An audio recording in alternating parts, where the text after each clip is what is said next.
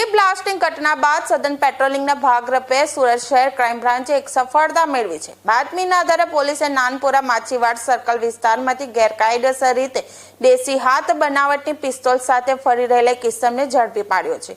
આરોપીની પૂછપરછમાં સામે આવ્યું છે કે તેણે પોતાના મિત્ર સાથે થયેલા ઝઘડા બાદ પોતાની પાસે રાખવા માટે આ હથિયાર મંગાવ્યું હતું। મળતી માહિતી અનુસાર પકડાયેલા આરોપી ભાવેશ જયસુખભાઈ મોરવાડિયા જે પાસોદરા ગામ લસકાણા ખાતે રહે છે અને મૂળ જૂનાગઢનો છે, તે પાનનો ગલ્લો ચલાવે છે। તેની પૂછપરછમાં તેણે કબૂલાત કરી છે કે થોડા સમય પહેલા તેના મિત્ર સાથે તેનો ઝઘડો થયો હતો। આ ઝઘડાના પગલે તેણે કોઈ પણ કારણસર પોતાની પાસે રાખવા માટે આ હથિયાર મંગાવ્યું હતું।